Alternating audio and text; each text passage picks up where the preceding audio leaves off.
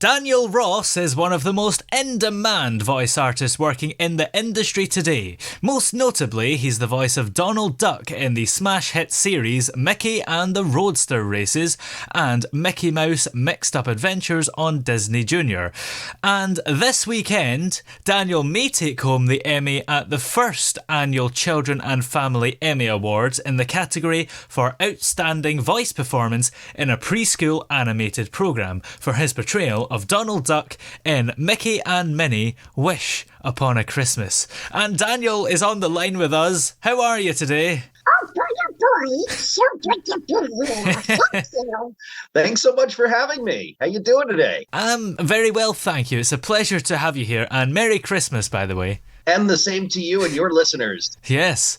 So when was it that you first discovered that you could do a good Donald Duck? So a long time ago, my mom taught me how to do the Donald Duck voice when I was 3 years old.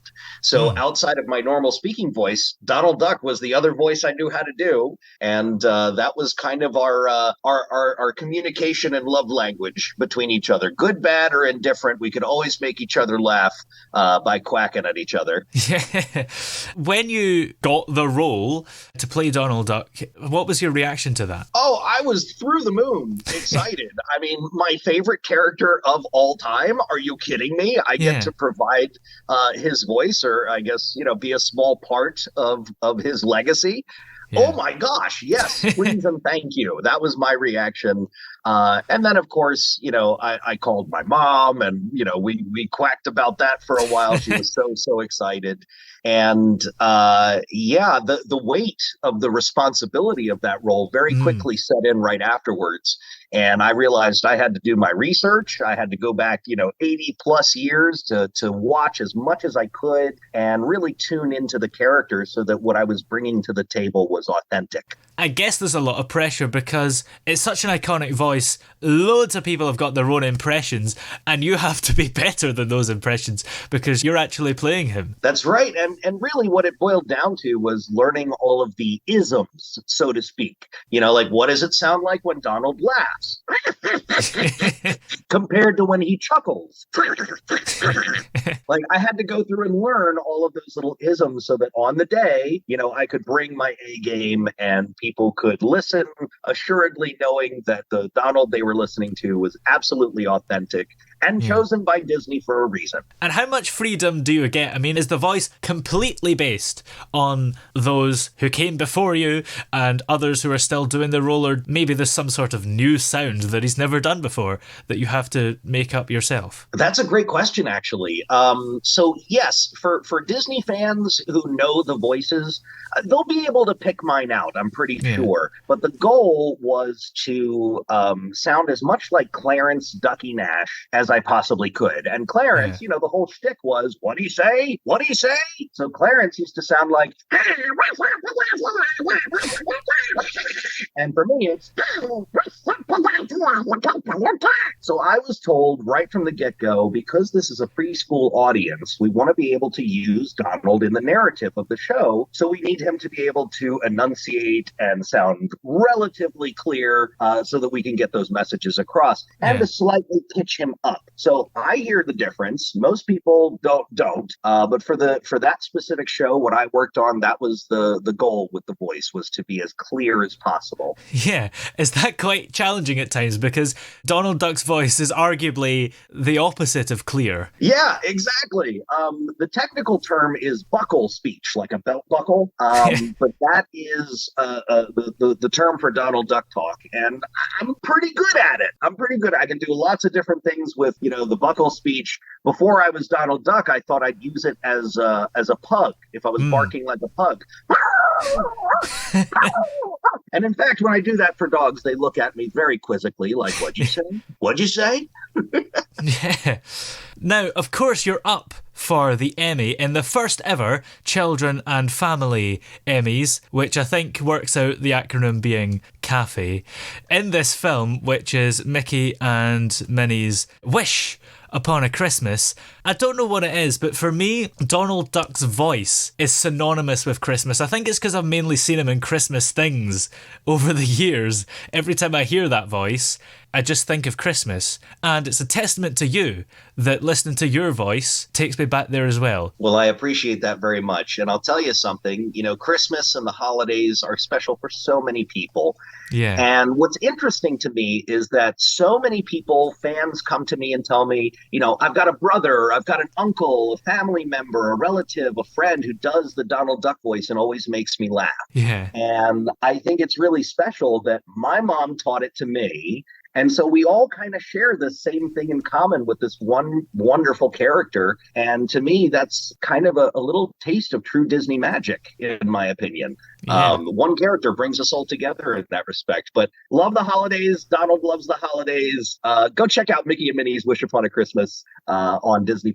And how does it feel to be nominated for an Emmy, especially the first time that these Emmys have happened? I am a flurry of emotions because, number one, Mama Duck, Michel Sadur, my mother, I lost her this year to cancer. And Mickey and Minnie Wish Upon a Christmas was the last thing we watched together, holding hands. And so it's really emotional for me to have her have been from the beginning of my journey to the end of my journey voicing Donald Duck, to have this Emmy nomination, to have the opportunity to honor her and that memory and that legacy and that respect. I am so grateful for that opportunity. So no matter what happens, I'm so happy that this moment happened. And yes, one of the very first things I did was hop over to LinkedIn and change it to Emmy nominated actor. I was like, I need to do it somewhere. Better do it on LinkedIn first. Are you hoping that you'll be able to change that to Emmy winning? I mean, let's be honest. Sure, I'm not going to say no to that. Yeah. But, look, in terms of accolades and things of that nature, you don't get into the voice acting industry to win accolades. You do it to work. And that's my biggest goal. I want to continue to work in this industry. I want to continue doing what I love doing, making people smile and doing wacky voices, being in touch with my inner child and playing. Yeah. That's what I want to do. And so regardless of the outcome here, I feel like I've achieved that. Yes, it would be wonderful if it happens. But I'm not counting my ducks before they hatch. See what you did there. And what else is coming up for you? Do you have more projects as Donald, or is it all Disney confidentiality NDA stuff? Well, for the time being, my time voicing Donald has ended. I voiced Donald from 2015 for 7 years, finishing with Mickey and Minnie's Wish Upon a Christmas. So who knows what the future holds? But for the time being, my time is done. And, I was brought in for my specific shows, and, reasons and such are way above my pay grade. Yeah. But I was just happy to borrow the keys to the cabin cruiser, and be a small part of that legacy of an amazing character. To be the third person to voice him officially for TV and media, I mean, that blows my mind. I got to work for Disney. I'm so excited. But what else is coming up for me?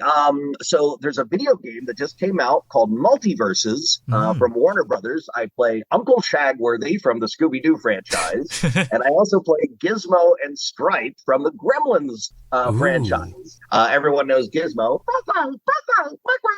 And of course, Stripe, Gizmo, Kaka. And Uncle Shagworthy, like Uncle Shagworthy at your service. Fisticuffs, you say? Why, yes, I think so. So those are those characters. It's a lot of fun. You can play that on pretty much any platform. Obviously, Mickey and Minnie Wish Upon a Christmas is available on Disney+. Diablo Immortal, Hearthstone, Overwatch 2, Genshin Impact. You can hear my voice in a lot of those things as well. And what are you up to for Christmas as well this year? Anything fun?